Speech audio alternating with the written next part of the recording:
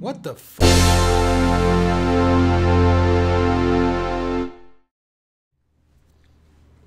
Guys, what's up? Welcome to the Stuff Thing, where we review stuff and open things. Today we are going to be looking at the Schiit Magni and Modi little amp and DAC. These cost $100 each. They're a stackable set, and as you can see, it looks pretty awesome together.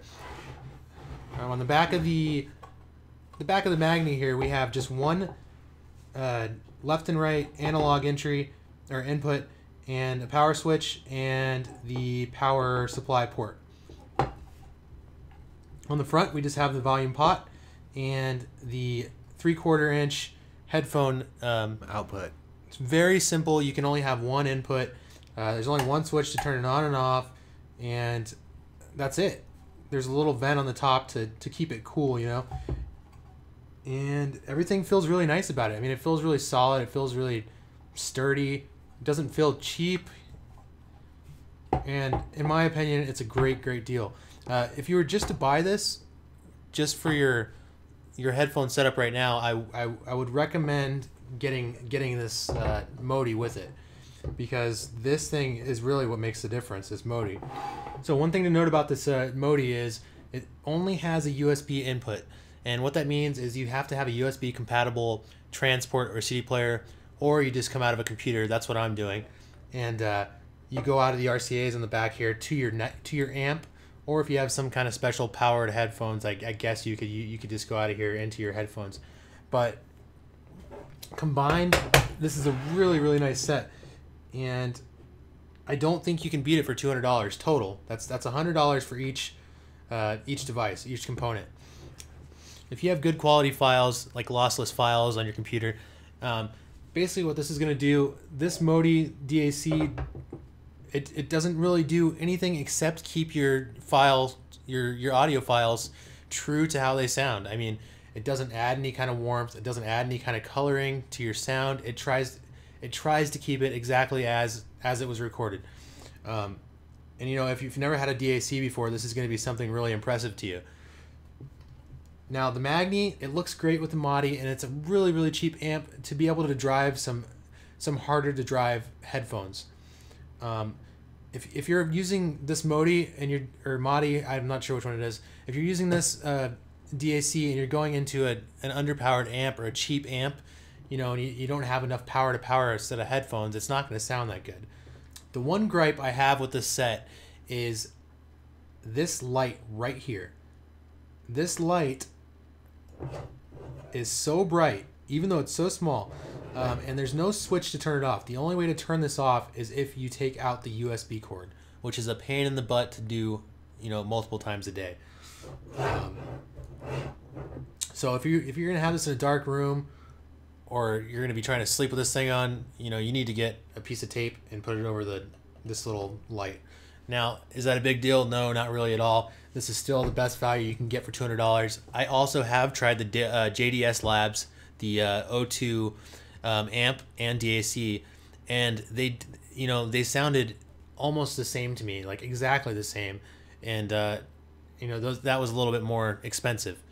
So you know, as much as I wanted to be behind the O2 design, I like this better because it's cheaper and it looks better. I mean, aesthetically, it's more pleasing. The RCA cables that they try to sell you on the Schiit website, I don't know how to pronounce it. It's like PSYT or something. Anyways, those things cost 20 bucks. Now, if you get another set of RCA cables, I ended up getting the mono price ones from Amazon. I'll put them in here real quick. And I think these were maybe like 7 bucks. So it's a big difference.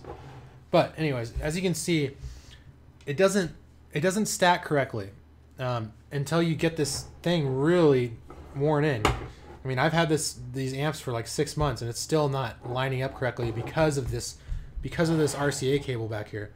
And at first, before this really got worn in, it was like this. It was sitting like that constantly. So what I did was I got a rubber band, I put it around here, and I, you know, evened it out until it finally stood flush. Also, the Modi, or the DAC, does not come with a USB cable. You have to get a USB cable and the RCA cable on top of these two. I've read complaints about the volume knob crackling and making noise when adjusting in the very low levels. I have experienced that a little bit. Occasionally, it's not consistent, and you know, sometimes I'll plug this thing in, and as soon as I plug it in, the entire sound is all static. It's just like a static feedback, and it doesn't work until it doesn't work again until I restart my computer. I have noticed that a couple times, you know, and that's been a couple times out of a few months, so that's not terrible. As far as the volume pot imbalance, there's also been some complaints on, you know, imbalance at the very low levels on the pot, and I have noticed that, but I don't listen to it at that low of a level to have it really affect me, and I don't think you're going to either, because I use these primarily with the HE400s, and those are pretty easy to drive headphones, and I don't have a problem with the imbalances and the channels. Overall, I think this is the best buy you can get. You know, this is not the top of the line headphone amp, but if you want the top of the line headphone amp, you're going to be paying over $1,000, you know, multiple thousands if you want to buy a top of the line DAC and amp. So I highly recommend this. You should get it, try it, and I'm sure you won't be disappointed, especially if you're a new comer into the higher quality audio stuff. So thanks so much for watching. If you enjoy this video, you want me to do more reviews, show some more products off, please like, comment, or subscribe down below, and I will see you next time. Thanks.